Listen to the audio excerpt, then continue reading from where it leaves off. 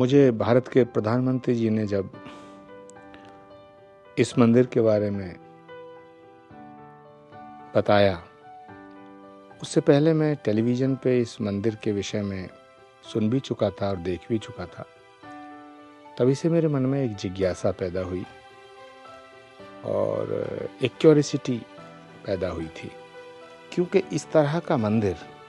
मुझे नहीं लगता कि ये किसी मनुष्य के पुरुषार्थ का फल हो सकता है। ये परमात्मा की कृपा के बिना संभव ही नहीं हो सकता। और आज यहाँ आकर के पूज्य स्वामी जी महाराज ने जो बहुत गंभीरता से, गहराई से मुझे इस मंदिर के विषय में एक एक चीज़ को बताने का प्रयास किया है, वो एक एक शब्द मेरे कानों में पड़ रहे थे, लेकिन वह शब्द मेरी आत्मा तक जा रहे थे। मेरे मन में हज़ारों ख्याल चल रहे थे, हज़ारों तरंगें, इतनी तरंगें, इतने ख्याल, इतने विचार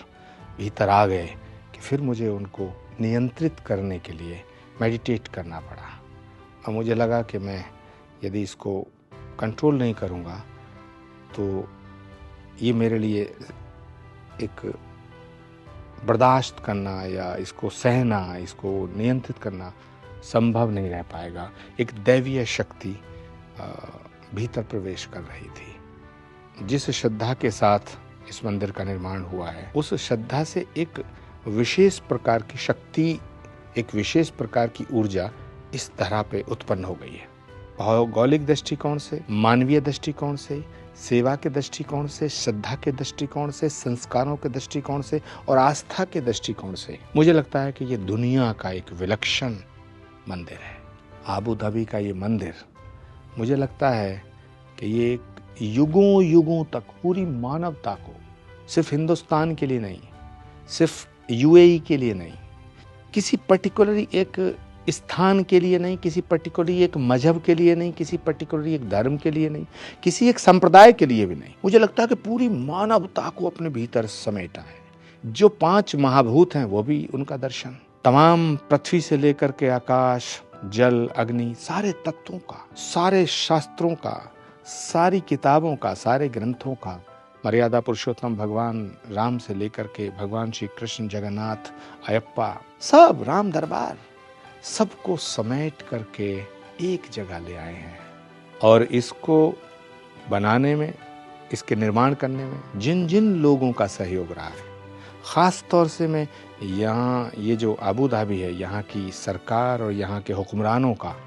मैं स्पेशली थैंक यू अदा करना चाहता हूँ, शुक्रिया अदा करना चाहता हूँ, क्योंकि उन्होंने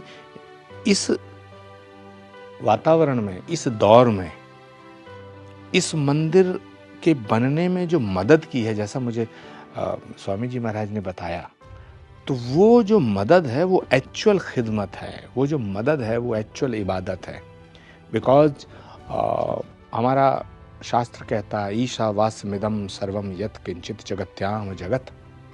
और विश्व बंधुत्व का उद्घोष, वसुधैव कुटुंबकम की बात, ये हमारे शास्त्रों में है। लेकिन आबू धाबी के सुल्तान, आबू धाबी के किंग ने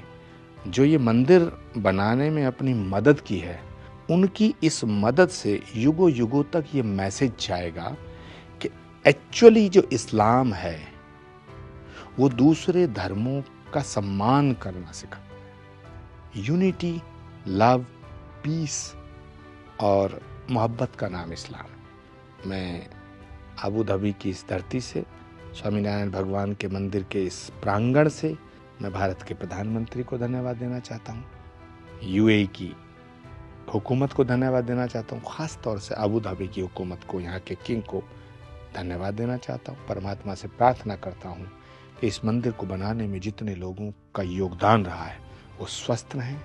आनंदित रहें, सुखी रहें, समृद्धशाली रहें, शक्तिशाली रहें। इसी भावना के साथ सर्वे भवन्तु सुखिनः, सर्वे सन्तु निरामया, सर्वे भद्राणि पश्यन्तु, माँ कश्चित् दुःख भाग् भवेत्। ओम शांति शांति